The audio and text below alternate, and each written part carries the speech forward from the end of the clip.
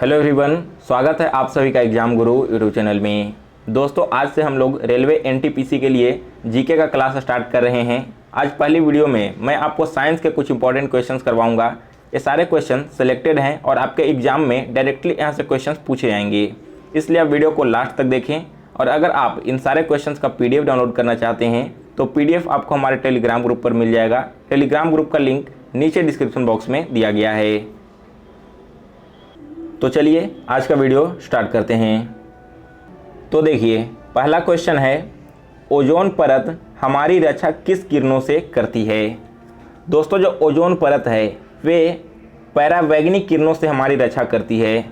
सूर्य के पास से जितने भी अल्ट्रावायलेट रेज आते हैं इसे रोकने का काम करता है ओजोन लेयर। और दोस्तों, अगर यह अल्ट्रावायलेट रेज पृथ्वी पर आती है तो यह हमारे DNA को नुकसान करता है और मनुष्यों में स्किन कैंसर बढ़ने की संभावना रहती है। चलिए नेक्स्ट क्वेश्चन देखते हैं। सेकंड क्वेश्चन है, रेडियो एक्टिविटी की परिघटना की खोज किसने की थी। दोस्तों, यह खोज किया गया है एंटोनी हेनरी बेक्यूरेल के द्वारा, यानी कि सी ऑप्शन करेक्ट है। यहाँ पर दोस्तों आप लोग को बता दूं कि एंटोनी हेनरी बेक्यूरेल एक फ्रांस के वैज्ञानिक थे जिन्होंने 1896 में इसकी खोज की थी। यहाँ पर दोस्तों एक पॉइंट आपको याद रखना है कि 1903 में रेडियो एक्टिविटी की खोज के लिए मैरी क्यूरी और उनके पति पियरे क्यूरी को भौतिकी में नोबेल पुरस्कार मिला है। बहुत इंपॉर्टेंट क्वेश्चन है आपके रेलवे एग्जाम के लिए और यह क्वेश्चन ऑलरेडी पिछले साल पूछा भी जा चुका है, तो आप यहाँ पर ध्यान रखना। भौतिकी में नोबेल पुरस्कार मिला है रेडियो एक्टिविटी के लिए किसे, मैरी क्यूरी को और उनके पति पियरे क्यूरी को। इन दोनों का नाम आप लोग याद रखिए। नेक्स्ट क्वेश्चन देखते हैं। नेक्स्ट क्वेश्चन नंबर 3 है, DNA की संरचना को सबसे पहले किसने रेखांकित किया था। यह रेखांकित किया गया है वाटसन एवं क्रिक के द्वारा, यानी कि सी ऑप्शन इस क्वेश्चन का करेक्ट आंसर है। यहाँ पर कुछ इंपॉर्टेंट फैक्ट्स हम लोग देखेंगे। तो सबसे पहले है क्रिश्चियन बर्नार्ड। दोस्तों, क्रिश्चियन बर्नार्ड जो थे इन्होंने हृदय का सबसे पहला प्रतिस्थापन किया था। नेक्स्ट है लुई पाश्चर। तो इन्होंने क्या किया था, रेबीज के टीके की खोज की थी। और जो कार्न वर्ग थे इन्होंने DNA संश्लेषण का प्रतिपादन किया था। अब देखो, एक टर्म आया यहाँ पर DNA। तो DNA का फुल फॉर्म आप सभी को मालूम होना चाहिए, यह होता है डीऑक्सी न्यूक्लिक एसिड। चलिए नेक्स्ट देखते हैं। क्वेश्चन नंबर 4 है, मनुष्य की आँख की रेटिना पर किसी वस्तु का जो प्रतिबिंब बनता है वो कैसा होता है। तो दोस्तों, यह जो इमेज फॉर्म होता है वो है वास्तविक और उल्टा, यानी कि बी ऑप्शन करेक्ट आंसर है। यहाँ पर दोस्तों जो इमेज फॉर्म होता है वो क्या होता है, वास्तविक, यानी कि रियल इमेज फॉर्म होता है और इन्वर्टेड होता है। तो जो लोग इंग्लिश मीडियम से हैं उन्हें मैं इंग्लिश में भी यहाँ पर क्वेश्चन एक्सप्लेन करते चलूँगा, जिससे आपको समझने में किसी भी तरह की परेशानी नहीं होगी। चलिए अगला क्वेश्चन देखते हैं।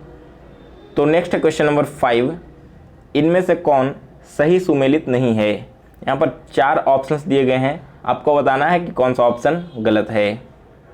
तो देखो, सबसे पहले है स्पीडोमीटर। जो स्पीडोमीटर है इसका उपयोग हम लोग मोटर गाड़ियों के वेग मापने में करते हैं। नेक्स्ट है ओडोमीटर। तो दोस्तों, ओडोमीटर वाहनों के पहियों द्वारा तय की गई जितनी भी दूरी होती है उसे मापने का कार्य करता है। और जो ऑडियोमीटर है यह ध्वनि की तीव्रता का माप करता है।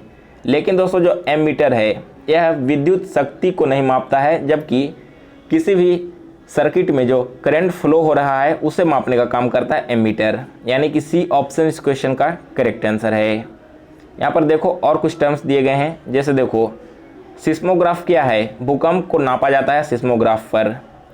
लेक्टोमीटर का यूज किया जाता है दूध की प्योरिटी को नापने के लिए। अल्टीमीटर का यूज किया जाता है विमानों की ऊंचाई का पता लगाने के लिए। और विस्कोमीटर का यूज किया जाता है द्रव्यों की श्यानता नापने के लिए। तो यहाँ पर जितने भी इंस्ट्रूमेंट्स मैंने आपको बताए हैं उन सभी का यूज आपको मालूम होना चाहिए। इस तरह के क्वेश्चंस रेलवे एग्जाम्स में हमेशा से पूछे जाते रहे हैं। चलिए अब अगला क्वेश्चन देखते हैं। नेक्स्ट है क्वेश्चन नंबर 6, प्रकाश को दोहरी प्रकृति क्यों कहा जाता है। आप सभी को मालूम है कि जो लाइट है वो लाइट डुअल नेचर का होता है, लेकिन क्यों होता है आपको रीजन बताना है। तो इसके पीछे का रीजन है दोस्तों कि यह तरंग और कणों के गुणों को प्रदर्शित करता है, यानी कि जो लाइट होती है ना वो वेव का भी नेचर फॉलो करता है और पार्टिकल का भी। यहाँ पर अगर हम बात करें इसके वेव थ्योरी की, तो यह क्या कहता है, वेव थ्योरी यह कहता है दोस्तों कि लाइट को ट्रेवल करने के लिए किसी भी मीडियम की आवश्यकता नहीं पड़ती है। जबकि पार्टिकल थ्योरी यह कहता है कि जो लाइट है वो छोटे छोटे पैकेट से बने हुए हैं, पार्टिकल से बने हुए हैं, और वो क्या करते हैं कि एक स्ट्रेट लाइन में काफ़ी हाई स्पीड से ट्रेवल करते हैं। तो आशा करता हूँ कि आपने यहाँ पर जो लाइट का डुअल नेचर है उन दोनों को बिल्कुल अच्छे से समझ लिया होगा। तो चलिए आगे बढ़ते हैं अगले क्वेश्चन की ओर। नेक्स्ट क्वेश्चन नंबर 7 है, रूट किससे विकसित होती है। जो रूट डेवलप होते हैं यह कहाँ से डेवलप होता है। तो दोस्तों यह डेवलप होता है मूलांकुर से, जिसे आप इंग्लिश में रेडिकल भी बोलते हो, यानी कि ऑप्शन ए इस क्वेश्चन का करेक्ट आंसर है। अगला क्वेश्चन देखिए 8 नंबर, चंद्रमा पर गुरुत्वाकर्षण पृथ्वी के गुरुत्वाकर्षण के कितने भाग है। तो आप सभी को मालूम है, बिल्कुल इजी क्वेश्चन है कि जो यहाँ का ग्रेविटेशनल फोर्स होता है इसकी तुलना में जो चांद का ग्रेविटेशनल फोर्स है वो 1/6 होता है, यानी कि डी ऑप्शन इस क्वेश्चन का करेक्ट आंसर है। और यहाँ पर देखिए दोस्तों, पृथ्वी के बारे में एक इम्पॉर्टेंट फैक्ट है, पृथ्वी की परिक्रमा, जो चांद है वो पृथ्वी की परिक्रमा 27.3 दिनों में पूरा करता है, और जो अपना एक्सिस है उसके चारों ओर भी वो 27.3 दिन में एक चक्कर कंप्लीट कर लेता है। तो यहाँ से भी आपसे एग्जाम में क्वेश्चन पूछा जा सकता है, आप इसे याद रखना। अगला क्वेश्चन देखो, क्वेश्चन नंबर 9 है, बैरिएट्रिक सर्जरी मनुष्य के किस अंग में परिवर्तन करती है। तो दोस्तों यह जो बैरिएट्रिक सर्जरी होता है वो मनुष्य के पाचन तंत्र में होता है, यानी कि बी ऑप्शन इस क्वेश्चन का करेक्ट आंसर है। यहाँ पर आप देख सकते हो कि सर्जरी से पहले एक मनुष्य का शरीर कैसा था, जिसे सर्जरी करके किस तरह का बना दिया गया है। आप डायग्रामेटिकल फिगर भी यहाँ पर साइड में देख सकते हो। नेक्स्ट है क्वेश्चन नंबर 10, एक लिक्विड पदार्थ की विस्कोसिटी क्या है। दोस्तों अगर आप एक लिक्विड का विस्कोसिटी फाइंड करोगे तो यह हमेशा शून्य आएगा, यानी कि सी ऑप्शन इस क्वेश्चन का करेक्ट आंसर है। नेक्स्ट है क्वेश्चन नंबर 11, सामान्य ताप एवं दाब पर किसी गैस के एक मोल का आयतन कितना होता है। एक सामान्य ताप एवं दाब पर किसी भी गैस का जो मोल का आयतन होता है, यानी कि वॉल्यूम होता है, वो होगा 22.4 लीटर, यानी कि बी ऑप्शन इस क्वेश्चन का करेक्ट आंसर है। नेक्स्ट है क्वेश्चन नंबर 12, सूर्यास्त के समय सूर्य लाल क्यों दिखाई देता है। आपने देखा होगा शाम में जो सूर्य डूबने वाला होता है तब वो लाल रंग का हो जाता है। इसके पीछे का रीज़न यह है दोस्तों कि सूर्य की जो लाइट है वो क्या होती है, स्कैटर होती है। प्रकिरणन के कारण इसे इंग्लिश में स्कैटरिंग बोलते हैं। आइए देखते हैं यहाँ पर स्कैटरिंग कहते किसे हैं। तो देखिए दोस्तों, स्कैटरिंग क्या कहते हैं कि जब भी कोई लाइट एक ऐसे मीडियम में इंटर करे जहाँ पर बहुत सारे छोटे छोटे अन्य पदार्थ मिले होते हैं, जिसके कारण से वो लाइट चारों ओर बिखर जाती है, तो इसी प्रोसेस को स्कैटरिंग कहा जाता है। आप यहाँ पर डायग्राम के थ्रू समझ सकते हो।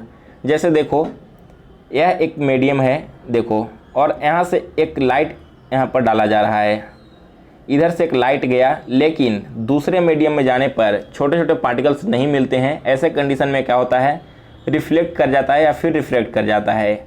वही यहाँ पर आप देखो सेकंड वाले फिगर में एक लाइट पड़ा इधर से इंसिडेंट रे, तो यह जो लाइट है वो क्या हो रहा है, चारों डायरेक्शन में इस तरह से फैल जा रहा है। तो यह जो प्रोसेस है लाइट के फैलने का, इसी को स्कैटरिंग कहा जाता है। अगला क्वेश्चन देखते हैं, क्वेश्चन नंबर 13 है, कौन सी जोड़ी अदिश राशियों को प्रदर्शित करती है।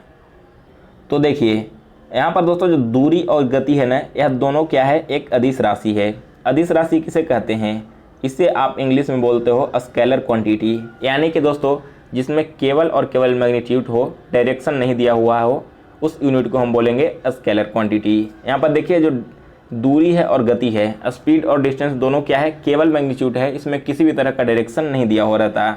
और हम सदिश राशि किसे कहते हैं, यानी कि वेक्टर क्वांटिटी, वैसी क्वांटिटी जिसमें डायरेक्शन के साथ साथ मैग्नीट्यूड दिया हुआ हो, तब हम उसे बोलेंगे वेक्टर क्वांटिटी। जैसे वेग, बल, संवेग इत्यादि। यहाँ पर आप समझना डिस्टेंस क्या है, डिस्टेंस जो है वो है एक स्केलर क्वांटिटी, लेकिन जो डिस्प्लेसमेंट है वो हो जाता है वेक्टर क्वांटिटी। तो इन दोनों में आप लोग कन्फ्यूज मत होना।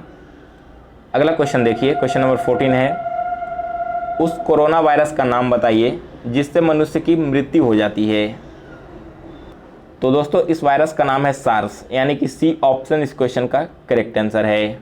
अब दोस्तों यहाँ आप पर एग्जाम में सार्स का फुल फॉर्म पूछ लिया जा सकता है, तो आप लोग याद रखना सार्स का मतलब है severe acute respiratory syndrome. Next है क्वेश्चन नंबर 15, विटामिन के का दूसरा नाम क्या है? तो दोस्तों विटामिन के को फिलोक्विनिन के नाम से भी जाना जाता है, यानी कि सी ऑप्शन इस क्वेश्चन का करेक्ट आंसर है। नेक्स्ट है क्वेश्चन नंबर 16, निम्न में से किस क्षेत्र में पीएच स्केल एक महत्वपूर्ण मापक यंत्र है? तो यह स्केल उपयोगी है दोस्तों उपरोक्त में से सभी, यानी कि खाद्य विज्ञान, औषधि और फॉरेस्ट्री में।